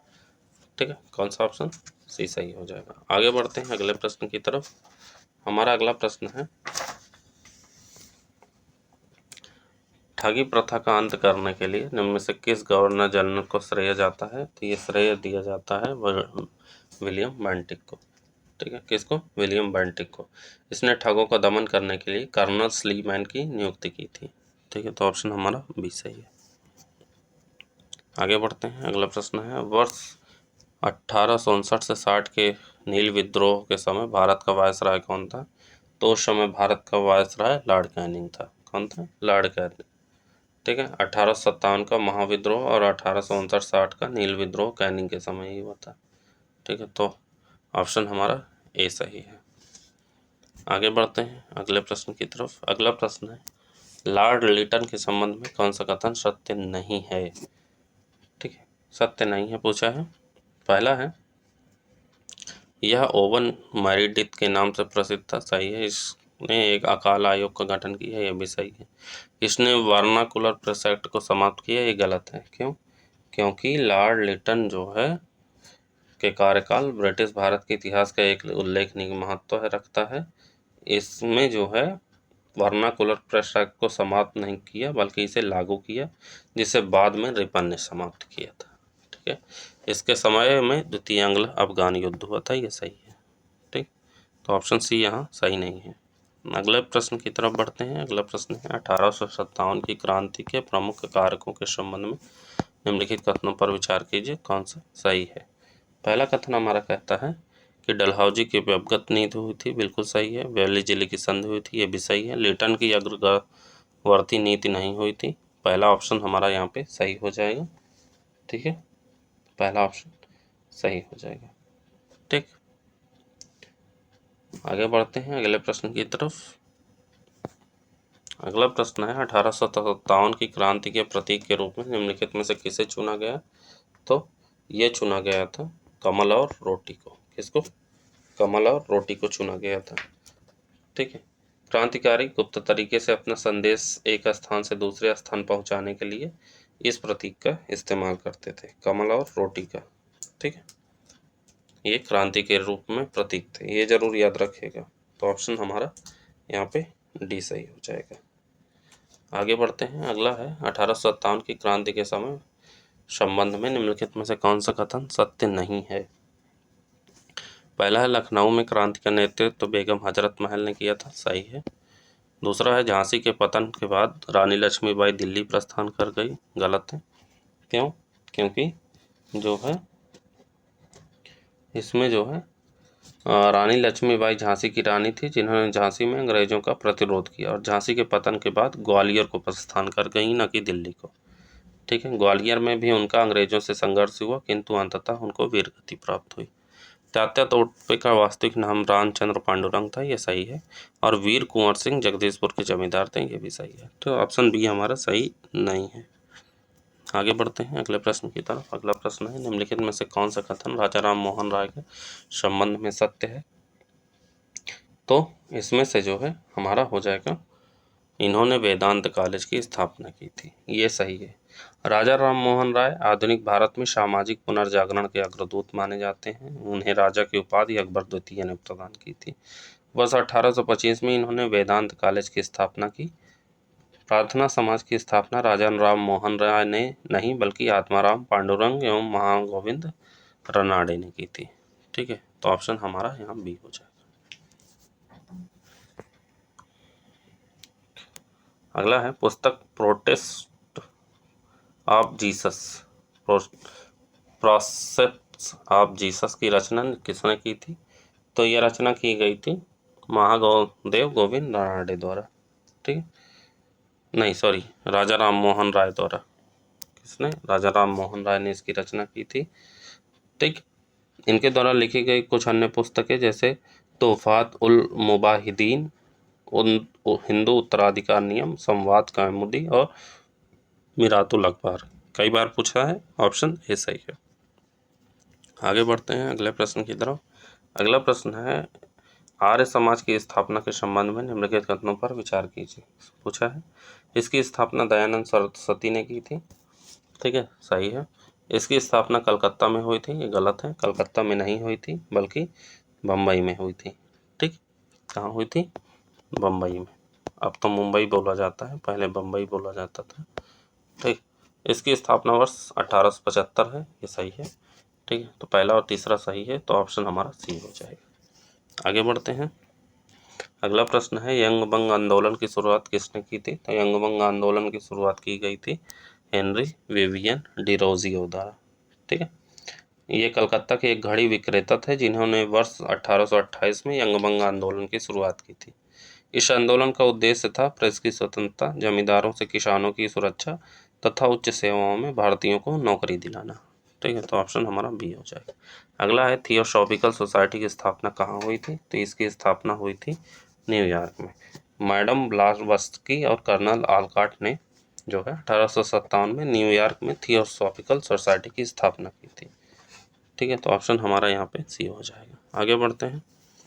अगला प्रश्न है निम्नलिखित में से कौन सा विद्रोह बंगाल में नहीं हुआ था?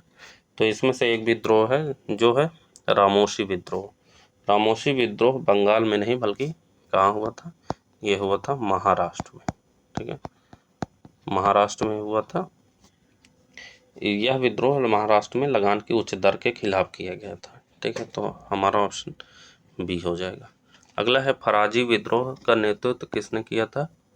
तो इसका नेतृत्व दादू मियाँ द्वारा किया गया था। ठीक है, फराजी आंदोलन वर्ष 1818 में बंगाल, आधुनिक जो बांग्लादेश है, में जमींदारों के द्वारा किसानों के शोषण के विरुद्ध हुआ था। इस आंदोलन का नेतृत्व दादू मियाँ ने किया था। फराजी आंदोलन का आगे चलकर बहावी आंदोलन में विलय हो गया था, तो ऑप्शन हमारा बी हो जाएगा।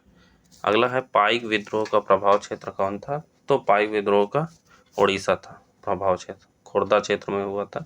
लगान मुक्त भूमि का इस्तेमाल करने वाले खुर्दा क्षेत्र में सैनिकों पर भूमि कर लगा दिया गया था, जिसके विरोध स्वरूप पाइकों ने जगबंधु के नेतृत्व में अंग्रेजी शासन के खिलाफ विद्रोह किया। तो ऑप्शन हमारा सी हो जाएगा। आगे बढ़ते हैं। अगला प्रश्न है निम्नलिखित कथनों पर विचार कीजिए, कौन से कथन सत्य हैं? कूका आंदोलन, कूका आंदोलन हुआ था कहाँ पे? मणिपुर में नहीं हुआ था। कूका आंदोलन हुआ था पंजाब में। पहला गलत है, मणिपुर जो यहाँ लिखा है पंजाब होगा। ठीक है, दूसरा है कुकी विद्रोह पंजाब में हुआ था, तो ये भी गलत हो गया। क्यों? क्योंकि कुकी विद्रोह मणिपुर में हुआ था, ये मणिपुर में। दोनों उल्टा लिखा हुआ है।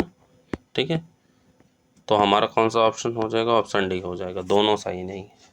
ठीक, आगे बढ़ते हैं अगले प्रश्न की तरफ। अगला प्रश्न है निम्नलिखित में से किस एक्ट के तहत भारत में ईसाई मिशनरियों को धर्म प्रचार की अनुमति दी गई? तो ये एक्ट था जो है चार्टर एक्ट 1813। ठीक है, चार्टर एक्ट 1813 जो है, इसके मद्देनज़र पहली बार ईसाई मिशनरियों को धर्म प्रचार की अनुमति दी गई। इसी अधिनियम द्वारा चीन के साथ व्यापार और चाय के व्यापार के एकाधिकार को छोड़कर कंपनी के अन्य सभी व्यापारिक अधिकार को समाप्त कर दिया गया। तो हमारा ऑप्शन डी हो जाएगा। आगे बढ़ते हैं। अगला प्रश्न है निम्नलिखित में से किस अधिनियम के द्वारा ईस्ट इंडिया कंपनी विशुद्ध रूप से प्रशासनिक निकाय बन गई थी? तो ये बन गई थी चार्टर अधिनियम 1833 द्वारा। किसके द्वारा? चार्टर अधिनियम 1833 द्वारा। ऑप्शन बी सही है। अगला है, निम्नलिखित में से किस अधिनियम द्वारा देश में द्विसदनीय व्यवस्था अर्थात लोकसभा एवं राज्यसभा की स्थापना की गई? बहुत आसान प्रश्न है। तो भारत शासन अधिनियम 1935 के द्वारा। ठीक है, ऑप्शन डी सही है। पॉलिटी में कई बार पूछे पड़े होंगे। अगला है, भारत शासन अधिनियम 1935 के प्रावधानों के संबंध में पहले कौन से कथन सही है? ठीक है, पहला कथन है इसमें द्वैध शासन समाप्त कर दी, गलत है। इसने प्रांतों में द्वैध शासन प्रणाली, ये भी गलत है। इसके द्वारा 11 राज्यों में द्विसदनीय व्यवस्था प्रारंभ की गई, ये भी गलत है। तीनों गलत है, उपयुक्त में से कोई नहीं सही है। क्यों? क्योंकि जो है इसमें से भारत शासन अधिनियम 1935 द्वारा प्रांतों में द्वैध शासन प्रणाली को समाप्त किया गया है एवं केंद्र में द्वैध शासन प्रणाली को लागू किया गया। ठीक है, भारत शासन अधिनियम 1935 द्वारा 6 राज्यों में द्विसदनीय व्यवस्था को प्रारंभ किया गया। इन राज्यों में बंगाल, बम्बई, मद्रास, बिहार, संयुक्त प्रांत एवं असम शामिल थे। इन राज्यों में विधानसभा एवं विधान परिषद की स्थापना की गई। ठीक है, तो ऑप्शन हमारा यहाँ डी हो जाएगा। आगे बढ़ते हैं। अगला प्रश्न है, निम्नलिखित में से किस अधिनियम द्वारा भारत में संघीय लोक सेवा आयोग और प्रांतीय सेवा आयोग एवं संयुक्त सेवा आयोग की स्थापना की गई? तो वो था जो है भारत शासन अधिनियम 1935 द्वारा। बहुत इंपॉर्टेंट है, पढ़ के जाइएगा। ऑप्शन सी सही है। अगला है, निम्नलिखित में से किस अधिनियम में भारत में संविधान निर्माण के आंशिक संकेत दिखते हैं? तो ये आंशिक संकेत दिखते हैं चार्टर एक्ट 1833 में। ठीक है, संविधान निर्माण का आंशिक संकेत दिखाई देता है। ऑप्शन बी सही है। आगे बढ़ते हैं।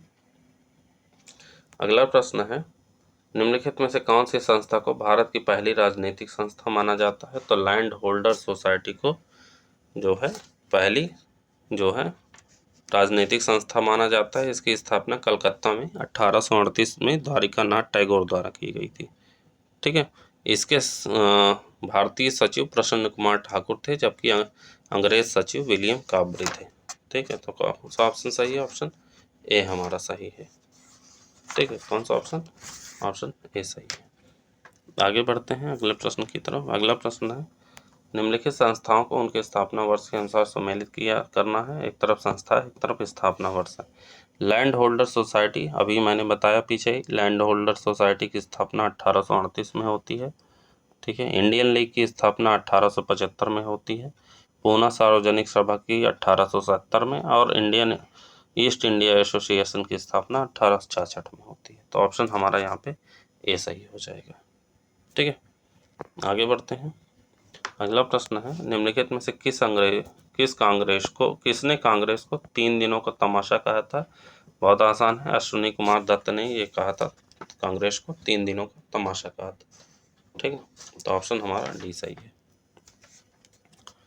आगे बढ़ते हैं। अगला प्रश्न है, कांग्रेस के बारे में किसने कहा था कि यदि वर्ष में हम एक बार मेढक की तरह टर्राएं तो हमें कुछ नहीं मिलेगा? तो ये कहा था बाल गंगाधर तिलक ने। ठीक है, बाल गंगाधर तिलक ने कहा था कि यदि वर्ष में हम जो है एक बार मेढक की तरह टर्राएं तो हमें कुछ नहीं मिलेगा। ये कांग्रेस के बारे में कहा गया था। तो ऑप्शन हमारा बी सही है। आगे बढ़ते हैं अगले प्रश्न की तरफ। अगला प्रश्न है, निम्नलिखित घटनाओं को कालक्रम के अनुसार बढ़ते हुए क्रम में सजाएं। ठीक है, दिल्ली लीग की स्थापना होती है 1906 में। सॉरी, मुस्लिम लीग की स्थापना होती है 1906 में। 1906 में लखनऊ पैक्ट की स्थापना होती है 1916 में। 1916 में रॉलेट एक्ट की स्थापना होती है 1919 में, और दिल्ली दरबार की स्थापना होती है 1911 में।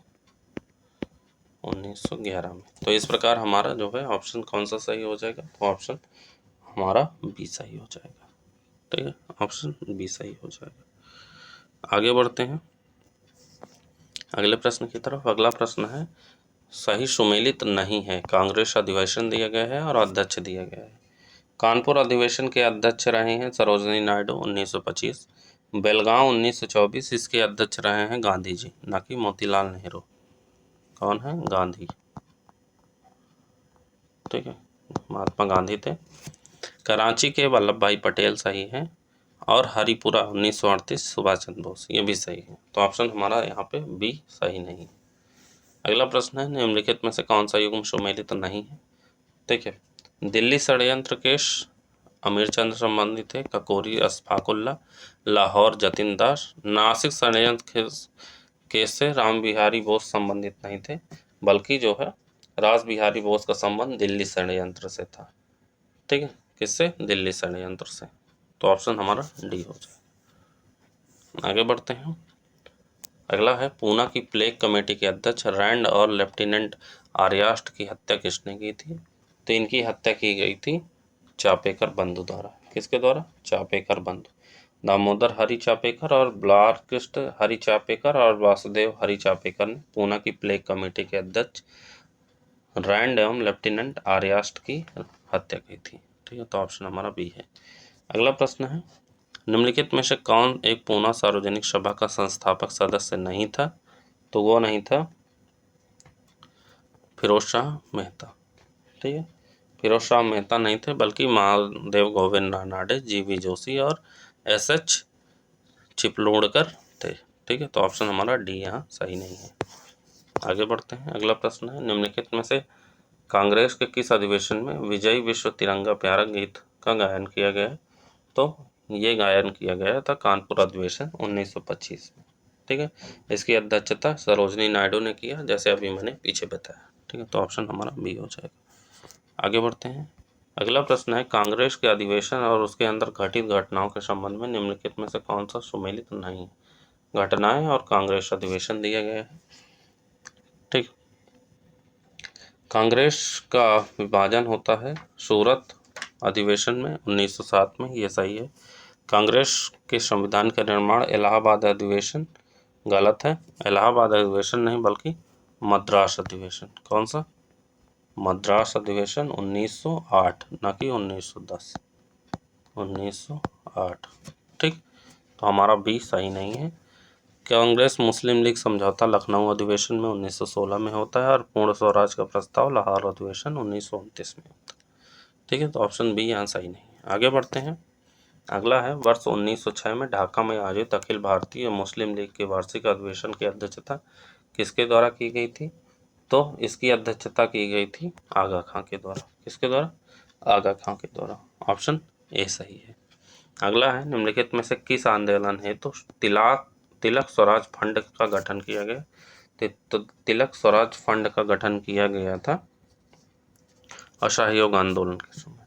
ठीक है, असहयोग आंदोलन के दौरान कांग्रेस ने अपने कार्यकर्ताओं को कोष तिलक स्वराज फंड इकट्ठा करने का आदेश दिया। आंदोलन के दौरान यह कोष अपने लक्ष्य से भी आगे निकल गया, और उसमें 1 करोड़ से भी ज़्यादा धन एकत्रित हो गया। तो ऑप्शन हमारा डी हो जाएगा। आगे बढ़ते हैं।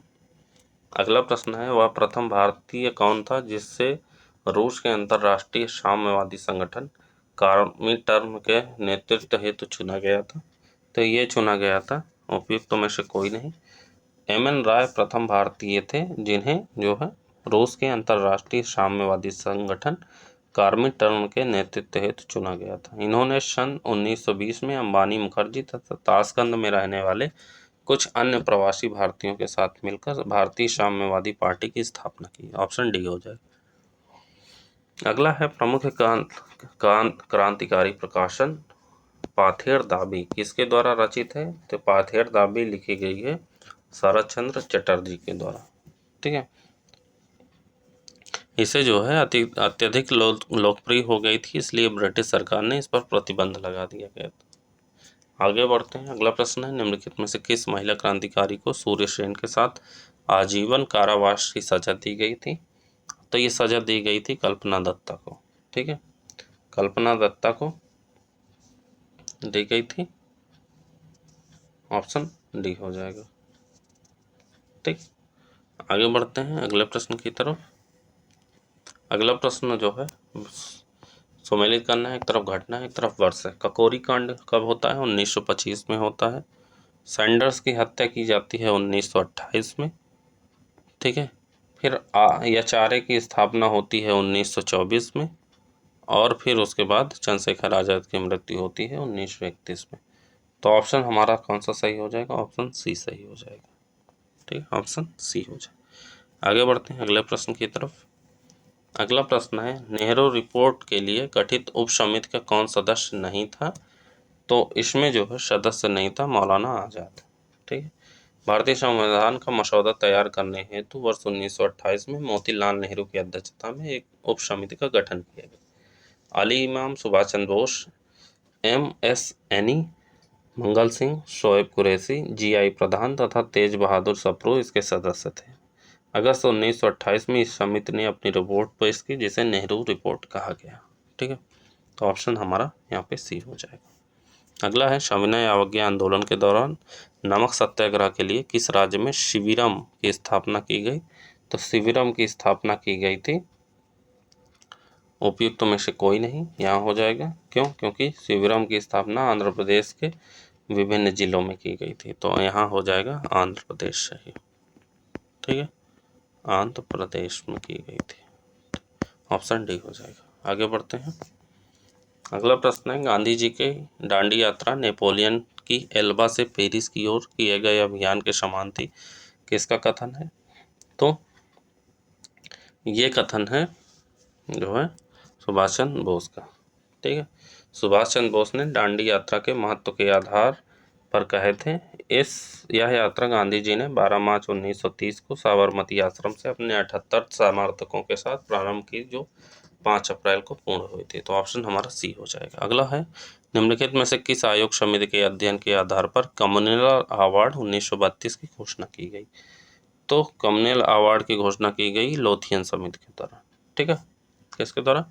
लोथियन समिति। ब्रिटिश प्रधानमंत्री रैमसे मैकडोनाल्ड ने भारतीय मताधिकार समिति, जिसे लोथियन समिति कहा गया, के अध्ययन के आधार पर अगस्त 1932 में कम्युनल अवार्ड की घोषणा की, जिसमें अल्पसंख्यकों के साथ दलितों के लिए भी पृथक निर्वाचन क्षेत्र और सीटें आरक्षित की गई। तो ऑप्शन हमारा ए हो जाएगा। आगे बढ़ते हैं अगले प्रश्न की तरफ। अगला प्रश्न है, वर्ष 1933 में महात्मा गांधी ने अपनी हरिजन यात्रा कहाँ से प्रारंभ की थी?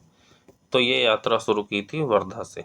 ठीक है, 7 नवंबर 1933 को महात्मा गांधी ने अपनी हरिजन यात्रा प्रारंभ की, जिसका उद्देश्य हर रूप में अस्पृश्यता को समाप्त करना था। ठीक है, तो ऑप्शन हमारा डी हो जाएगा।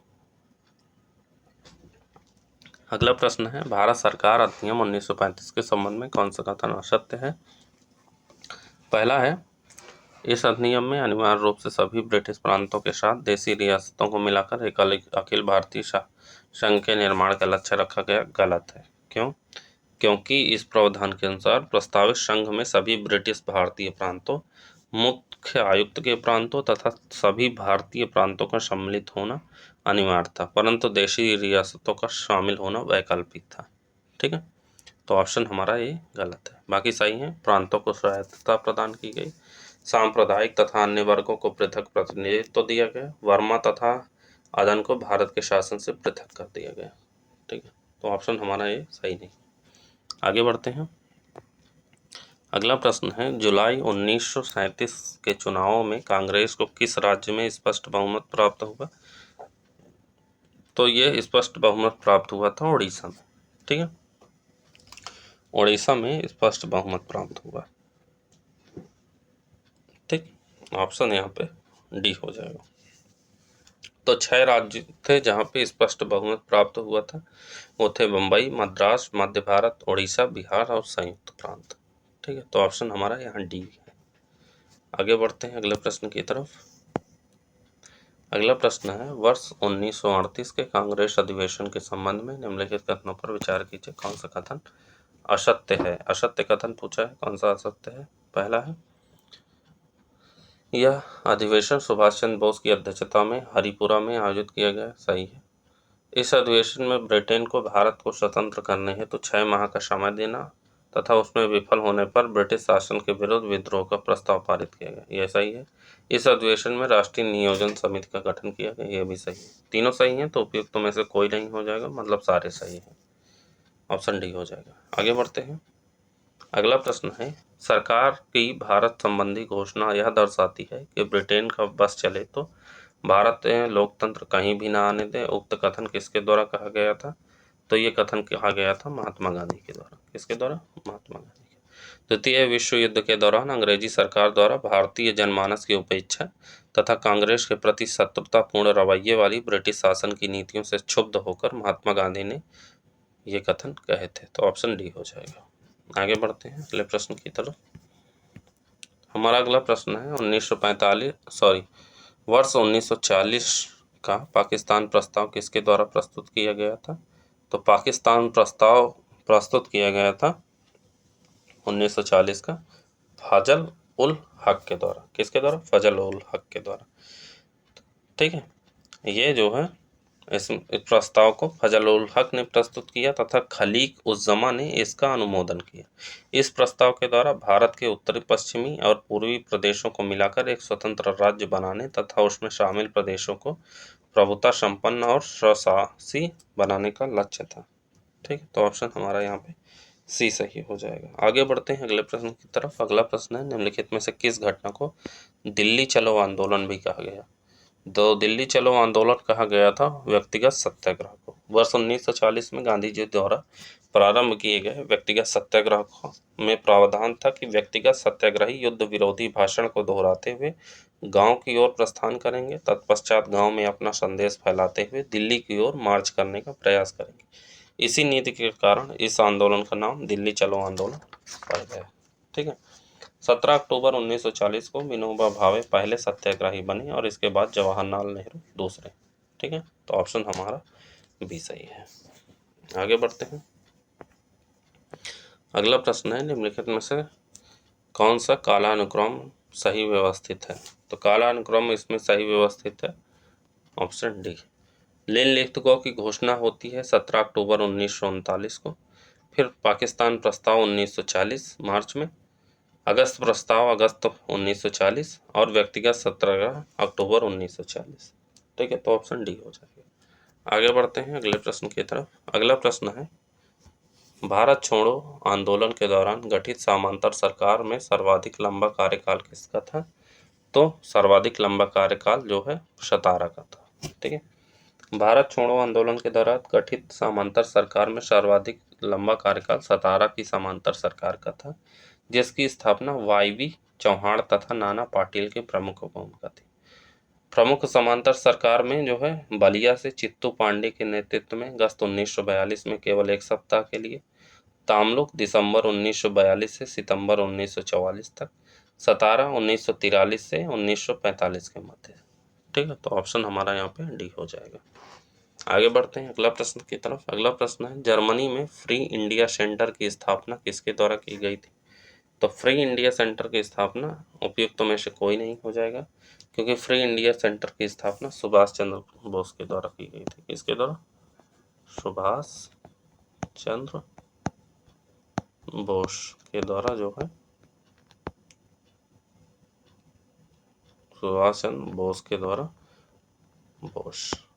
द्वारा ये फ्री इंडिया सेंटर की स्थापना जर्मनी में की गई थी। ठीक है, इस संस्था के माध्यम से सुभाष चंद्र बोस ने पहली बार जय हिंद का नारा दिया था तथा जर्मनी में ही भारतीयों द्वारा सुभाष चंद्र बोस को नेताजी की उपाधि प्रदान की गई थी। देखिए, बहुत इंपॉर्टेंट क्वेश्चन है। ठीक है, यानी यहाँ पे जय हिंद का नारा ही उन्होंने दिया था, साथ साथ जो है इनको जो है जर्मनी में भारतीयों द्वारा जो है सुभाष चंद्र बोस को नेताजी प्रदान किया गया, नेताजी बोला गया। ठीक है, तो ऑप्शन हमारा डी हो जाएगा। आगे बढ़ते हैं अगले प्रश्न की तरफ। अगला प्रश्न है निम्नलिखित को कालानुक्रम बढ़ते क्रम में व्यवस्थित कीजिए। बढ़ते क्रम में व्यवस्थित करना है तो वेवेल योजना होती है 14 जून 1945 को। कब? 14 जून 1945। फिर उसके बाद जो है अगला है राजगोपालाचारी फार्मूला, ये होती है 1944 को। 1944 को। फिर शिमला सम्मेलन होता है 25 जून 1945 को। 25 जून 1945 को। ठीक है, और देसाई लियाकत समझौता होता है आपका जनवरी 1945। जनवरी 1945। तो इस प्रकार कौन सा हमारा ऑप्शन सही हो जाएगा? ऑप्शन सही हो जाएगा हमारा सी। ठीक, ऑप्शन सी सही हो जाएगा। तो ये रहे आज के हमारे 150 प्रश्न। उम्मीद है आपको वीडियो पसंद आया होगा। पसंद आया तो लाइक करिए, चैनल पे नए हैं तो चैनल को सब्सक्राइब करिए। ठीक है, 2 टेस्ट हो चुके हैं, ये तीसरा टेस्ट था। मिलते हैं अगले टेस्ट में, तब तक के लिए जय हिंद, जय Bharat. Thank you so much.